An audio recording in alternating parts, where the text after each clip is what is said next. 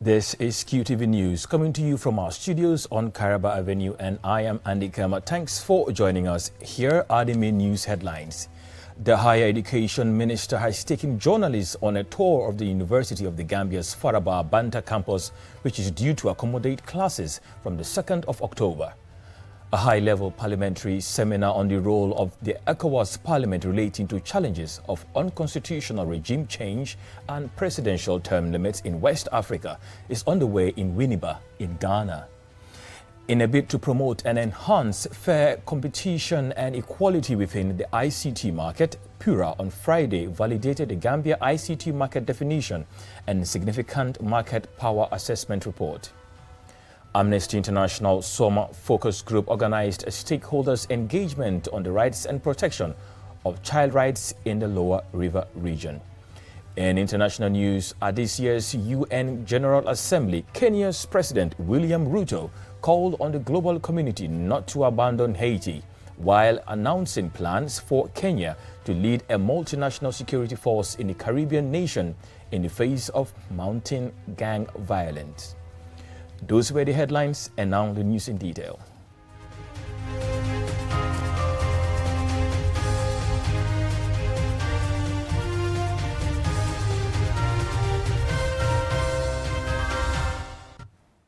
If you're just tuning in, this is QTV News. The Higher Education Minister has taken journalists on a tour of the University of the Gambia's Faraba Banta campus. Though unfinished, the campus has classrooms with facilities to accommodate students for learning to take place. At least 3/4 of the students are scheduled to permanently move to the UTG Faraba Banta campus from the 2nd of October. Momodu Lamin Choi reports. The University of the Gambia Faraba Banta campus, a project that began 12 years ago, has taken a big leap forward. At the invitation of the Higher Education Ministry, journalists are out to see and capture progress at the site. Leading the tour is Professor Pierre Gomez, the Minister of Higher Education, Research, Science and Technology. Since its establishment 24 years ago, the UTG has run a multiple campus system with its schools located in isolated places in Kanifing, Banjul, Birkama and Faraba in the past 9 years. However, this has reportedly posed some challenges. We are told that due to a shortage of spaces, the university is having to solve how to provide classroom space for 14% of the student population. At the Gambia College, during the just concluded academic year 2022-2023, the classrooms, rooms 9 to 13 at Bajonkoto were available to UTG for lectures because they don't have enough space. So Bajonkoto N, when you enter on your right-hand side, that's where they were using. But in the coming academic year, 2023-2024, due to structural problems, the management of the Gambia College has taken over those classrooms at Bajonkoto for their lectures, leaving the university with no classroom in the whole area of Bajonkoto. Of course, that problem is not without a solution, given the ongoing University Faraba Banta campus development. The pictures you see show the current progress on the journey towards delivering a new campus for the university. Standing solid in the campus are complexes for the schools of business and public administration, information technology and communication, education, and a library. This situation has created an urgent need for space. Therefore, the university needs to move to its new campus located at Faraba Banta, where they have more than enough classrooms to accommodate the entire university, like here, as you have witnessed. Here, you don't share. Even the schools, majority of them will not share. This where we are is exclusive for education. You have arts and science there. You've seen the School of Business and Public Administration. You've seen the School of ITC on their own. The 3 schools and the library are part of the first lot of the first phase of the Faraba Banta campus project. The buildings are equipped with tools and facilities, including water and electricity, toilet facilities, with each of the 3 schools having a cafeteria and vendors waiting to sell food to students when learning starts at the campus. When people were talking about that the place, there's no water, there's no electricity, the place was not ready, we were the first. We had a meeting, I told you, in July. We inform everybody that there's no water, there's no electricity. But come 2nd of October, there will be water, there will be electricity. Today we are here. You've seen there's water, there's electricity, and we are using now, in fact, there's AC.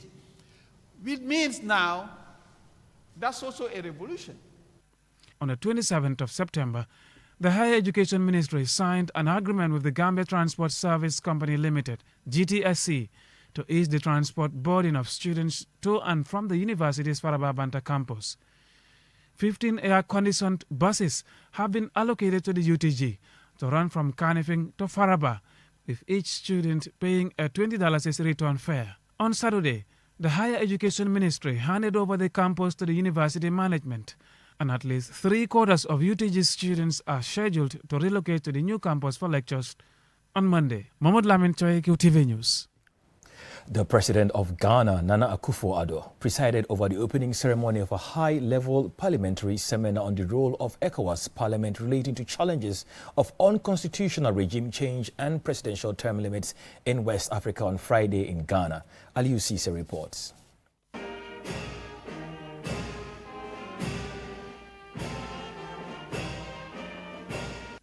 In his opening address, Nana Akufo-Addo, the President of Ghana, said democracy in Africa is faced with danger and called on the region to work much harder to entrench the principles of democratic accountability.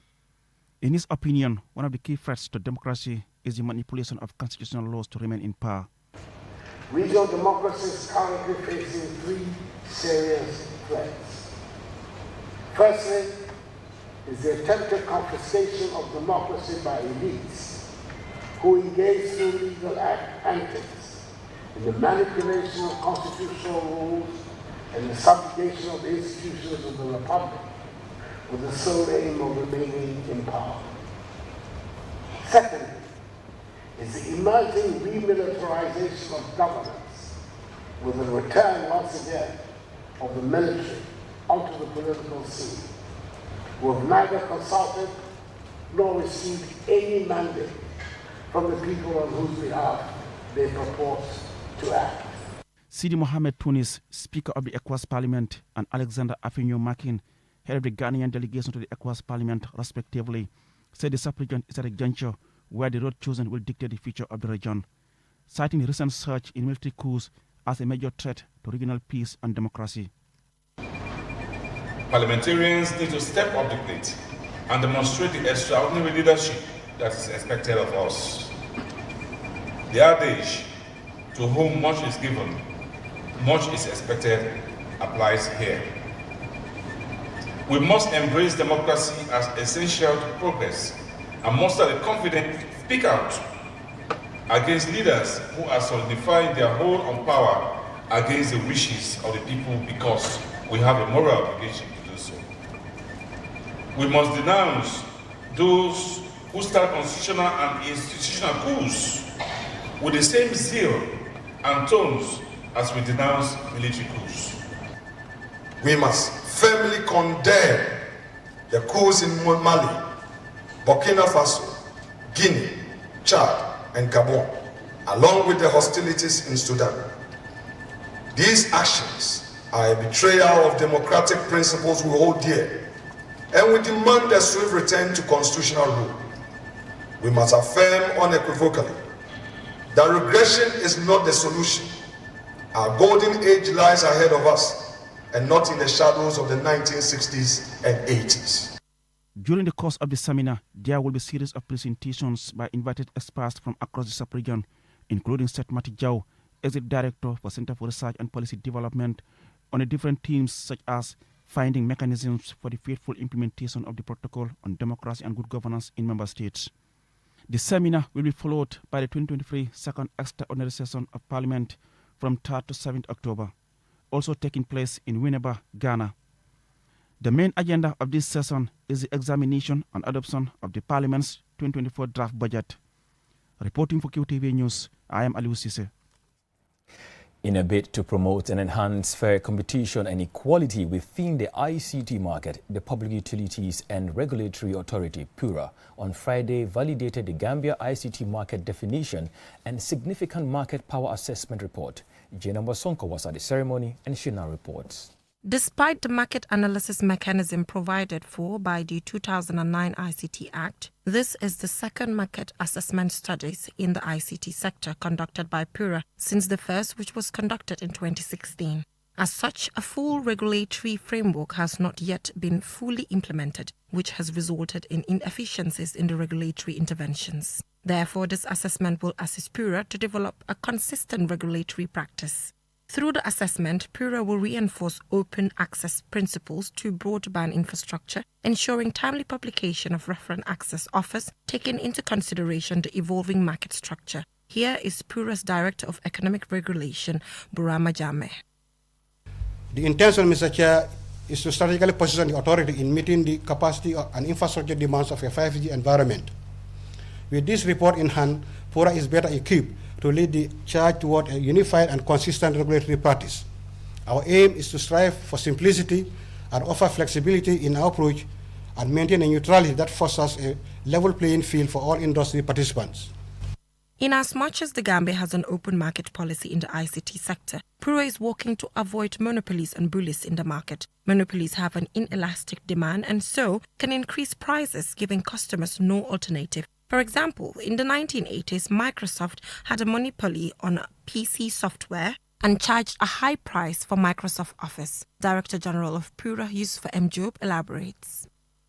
The aim is to ensure that we lay the foundation and regularly assess what stage are we in the development of a very competitive market. A market that is innovative, challenging, dynamic, but also free and fair.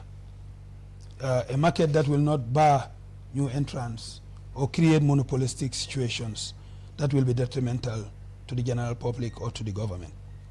The validation is supported by the Gambia Fiscal Management Development Project, which is meant to increase the fiscal space and improve the effectiveness of public resources management. Here is Anta Tal, the project manager. The ICT sector in the Gambia as a whole is being revamped to address the systemic challenges, difficult legacy issues, and to meet the ever-evolving technological advances of today and of the future to ensure the sector is better fit for purpose. This assessment comes at a time when there are significant changes in the ICT sector in the Gambia, especially with the coming of QCell's 5G network. Hopefully, the assessment report will ensure a free and fair business environment for all businesses in the ICT sector. Reporting for QTV News, I am Jena Mbosonko. We will now go for a commercial break. When we return, we have more local and international news stories. Stay with us.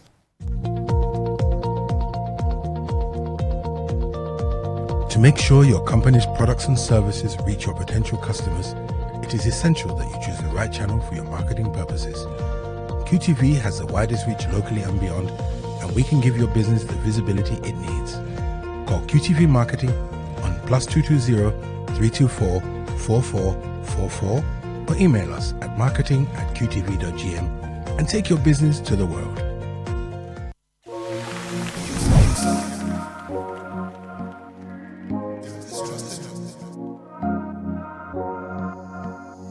As the fastest growing GSM company in the Gambia, QCell has the widest 4G plus coverage in the country, 3 times faster internet speed than our competitors. So switch now and dial *335# and enjoy what true 4G feels like.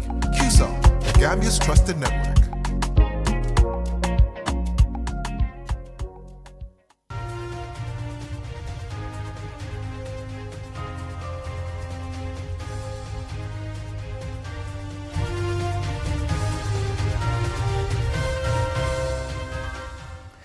Welcome back. This is QTV News.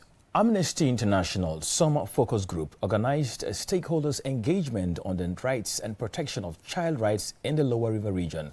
Our regional correspondent Bakari Balde attended the program and he filed this report. Children's rights are enshrined in the 1989 United Nations Convention on the Rights of the Child.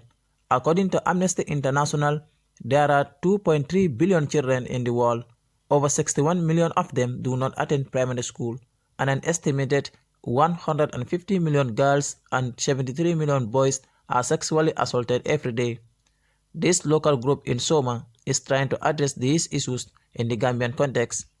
Fatou Kamara, is the acting media and communication officer for Amnesty International Summer Focus Group.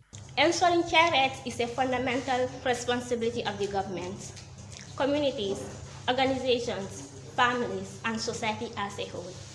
In that regard, we have invited different stakeholders from different organizations to come here and talk to us about the role each of their organizations plays. Sidi Lamin Bah, the governor of LRR, spoke on the role of the government in promotion and protection of child rights.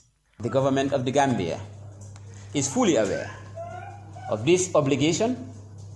It has recently created, as a result, a new ministry called the Ministry of Gender, Children and Social Welfare to advance the rights of children and others under its purview. We have their staff and community representatives across the country, including all our 6 districts. Hamadi Job, Regional Social Welfare Officer in LRR, gave a presentation on the child rights and protection and the role of the community. I've been interacting with so many people. Most of them, the concept they have is that these child rights only comes to favor children leaving their parents behind. And it doesn't work like that. In the Children's Act, like the governor said, parents have responsibility over their children, but also children have responsibility over their parents, their communities, and the country at large. Osman Sane, the program coordinator of Amnesty International Summer Focus Group, and Yahya Sane, the president of the group, both emphasized on the significance of the engagement. Human rights are everybody's business because we said human rights. That speaks for itself. It means as far as you are a human being, you are entitled to these rights. What we need to do is to, be there to be the one who will safeguard the rights of children at all angles, at all aspects, so that at the end of the day, we will be able to eradicate the injustice that are happening to child and also the child labor that are happening to the child at our various forms. To support Article 42 of the UN Convention on the Rights of the Child, Amnesty International's Angelina Jolie, a renowned actress and child rights campaigner, and Professor Geraldine Van Buren, one of the drafters of the UNCRC, have written a book for teenagers called Know Your Rights and Claim Them. It is hoped engagements like this one will help to save the lives of children in our society by providing them with knowledge of their rights. Bakari Balde, QTV News. The University of the Gambia Students' Union organized an engaging debate on Friday for participants to sell the ideas of their various platforms in the lead-up to the Face of UTG 2023 competition. Lena E. Igwenyiba attended and filed this report. With the Face of UTG competition just a few weeks away, all 20 contestants had the opportunity to present their projects and elaborate on their post-pageantry implementation plans. Contestants representing various faculty sub-associations across the university discussed issues such as child abuse, migration and cyberbullying, among other significant topics. Abdul Karim Fai, a medical student, passionately advocated for his breast cancer awareness platform, making a compelling case for why it should be the winning choice. My platform is taking care of or is thinking about the woman in general. My platform is talking about the gender itself. Most of the time, we're seeing these cases in the hospital setting. It saddens me that we can't do anything about it. Imagine seeing someone today and then you diagnose them of a disease. A month or two later, they come to you and the disease has moved from their breast and into their lungs. Imagine not being able to breathe. Imagine dying from suffocation. This is how painfully our women are going. And then this is now going down into our younger generation, the futures of tomorrow. And my platform is important because I am trying to preserve life. Fatima Dabo, a law student, highlighted her platform, which addresses drug abuse and addiction. It saddens me that the youths of today involve themselves with illicit and illegal drugs. The youths are the backbone of the nation. I believe that prevention is better than cure. So my project will be to collaborate with the National Drug Law Enforcement Agency, the United Nations on Drugs and Crime, to sensitize youths like us in our school and to also go for school outreaches, because it doesn't just stop at the tertiary institution, but I believe that other secondary schools should also be gone to, so that we can sensitize people on drug addiction. Meanwhile, Fatou Bisanyang, a journalism student, conveyed her deep passion for empowering individuals with disabilities, explaining the motivation behind her platform. I was having this friend of mine who was visually impaired, and we were sharing the same class. So I have seen the challenges that he faced when it comes to society, how they see him, the bullies and the stigma that he goes through. And I feel that these people are left behind in most of the cases when it comes to inclusion, participation, and a lot more things that we, the people that are able to do, and that they don't do. And this, I feel, is so unfair, and they don't have platforms most of the time to share their challenges and the struggles that they face in society. So I want to choose pageantry to advocate for the rights and freedom of these people. The event went beyond mere competition. It served as a platform for advocacy, activism, and skillful presentations. Students addressed critical national issues while proposing tangible solutions. Fatima Dabo and Abdul Karim Fay emerged victorious in the head-to-head debate. While this success does not guarantee victory in the face of UTG competition, it signifies that they are on the right path, motivating the other contestants to strive for the crown. Reporting for QTV News, I am Lena E. Gwenyuba.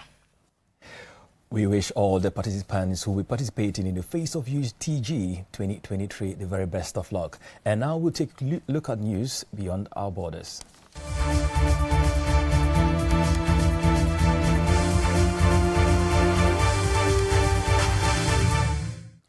At this year's UN General Assembly, Kenya's President William Ruto called on the global community not to abandon Haiti. President Ruto pledged that Kenya will lead a multinational security force to help Haiti restore order in the face of mounting gang violence in the Caribbean nation. As Loli M. Kamara reports, Kenyans, Haitians, and some foreign affairs experts have questioned the wisdom of the proposal. It is not uncommon for African countries to send troops for deployment on UN missions. What is unusual is for such a deployment to take place away from the African continent. And Kenyan troops have served in UN missions in neighboring Somalia. The move to send troops to Haiti came last October when Prime Minister Ariel Henry appealed to the international community. In his request, President Henry appealed for a specialized armed force to help break a gang's control. Since then, the United Nations promised to support Haiti without making any moves to do so. The Caribbean nation of Haiti has been gripped by chaos and violent crime since the 2021 assassination of President Jovenel Moïse. According to reports, the unelected government has struggled to maintain order as an estimated 200 gangs have taken control of 90% of its biggest city, the capital, Port-au-Prince.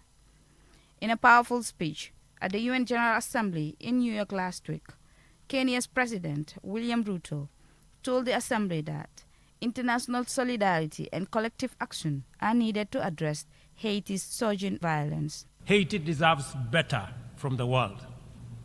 The cry of our brothers and sisters who were the first people to win their struggle for freedom from colonial tyranny has reached our ears and touched our hearts.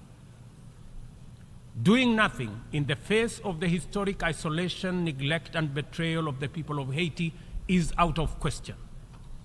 Inaction is no longer an option.